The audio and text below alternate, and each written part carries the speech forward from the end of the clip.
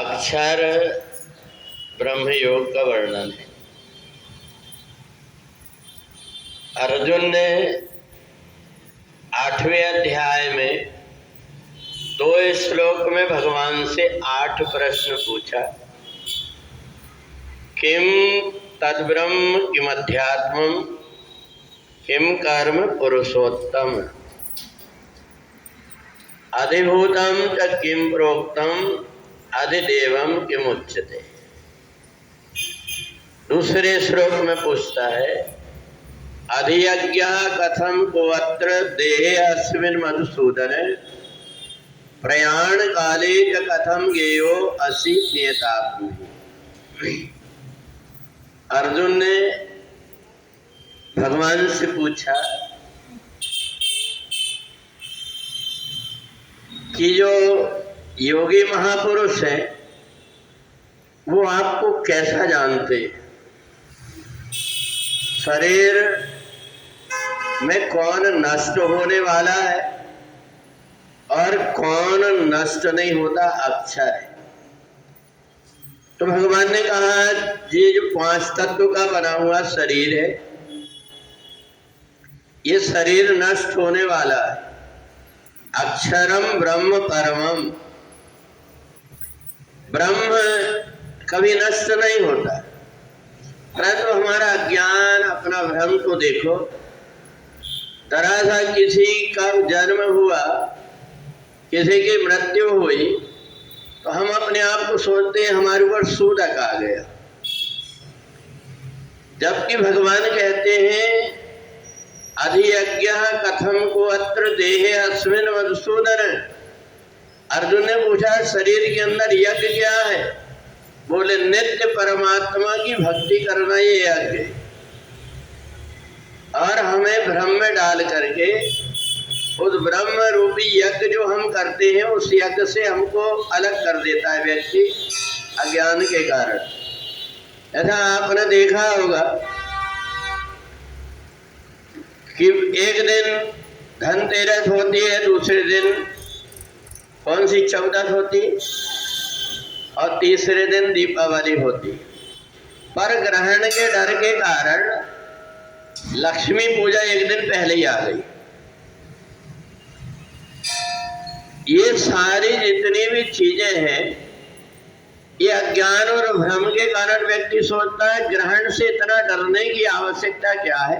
हाँ, पहले के समय में हम ये जान लेते कि चंद्र और सूरज को कोई खाता है, पर अब जब ज्ञान हो गया कि नहीं ये कोई खाता नहीं, ये पृथ्वी की छाया है, ये जानने के बाद में भी व्यक्ति ग्रहण से इतना डरता है।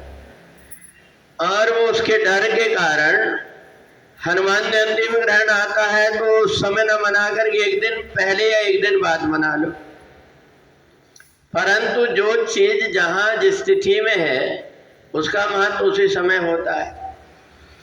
परंतु ये छोटी छोटी चीजें व्यक्ति को भ्रमित कर देती है और व्यक्ति भ्रम में पड़ जाता है।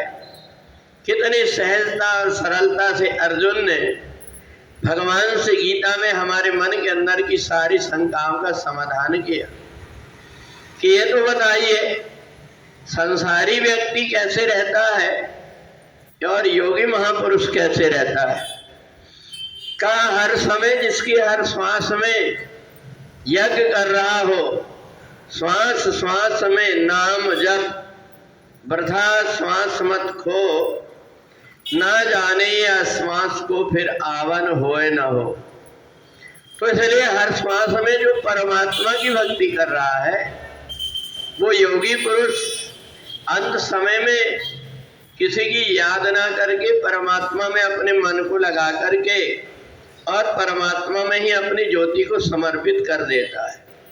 परंतु जो अज्ञान में भटकने वाला व्यक्ति है वो बहुत सारे भ्रम में पड़ा हुआ है। आपने देखा होगा बहुत से ऐसे व्यक्ति हैं जो अपने माता पिता को एक गिलास पानी भी नहीं पिलाए वो तड़प तड़प करके कहीं वृद्धाश्रम में कहीं भीख मांगते हुए शरीर त्यागते हैं और उनको मरने के बाद में उनके नाम का भंडारा करते हैं। जिस माता पिता को एक एक अन्न के लिए तरस करके मरना पड़ा, उसके नाम से दुनिया भर के कर्म करके दिखाते हैं। तो इसलिए इस प्रपंच से, सब प्रकार के प्रपंच से बच करके जो अपनी आत्मा में यज्ञ में स्थित हो जाता है, जो जितने भी प्रकार के बुरे विचार हैं उनको अपने शरीर की जठराग्नि में नष्ट करके और केवल परमात्मा की भक्ति रूपी अग्नि को ही प्रज्वलित होकर के और अंत समय में उन्हीं परमात्मा में ही अपने आप को समर्पित कर देता है। उसको कहीं जाना और आना नहीं पड़ता। और नहीं तो ये 8वें अध्याय में 2 प्रकार के रास्ते बताया। अग्निर्ज्योतिराः शुक्ला सन्मासा उत्तरायणम, उत्तरायण और दक्षिणायन, चंद्र मार्ग और सूर्य मार्ग। इन मार्गों में सूर्य मार्ग से अर्थात परमात्मा को सामने करके जिसने अपने प्राण को त्यागा वो तो परमात्मा में मिल जाता है, परंतु चंद्र मार्ग से अज्ञान और अंधकार में भटकता हुआ जो जीवात्मा है उसको पुण्य विजन्म पुण्य विमन्नम, कई बार जन्म और मरण लेना पड़ता है।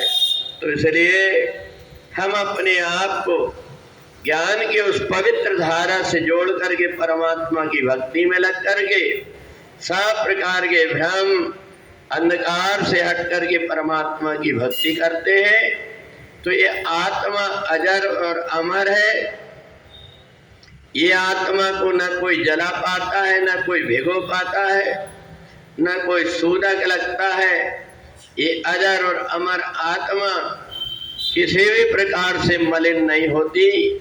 मलिन उसको केवल हमारे मलिन विचार कर देते हैं। इन विचारों की जो शुद्धि कर लेता है वो सीधा शरीर छोड़ करके परमात्मा में मिल जाता है।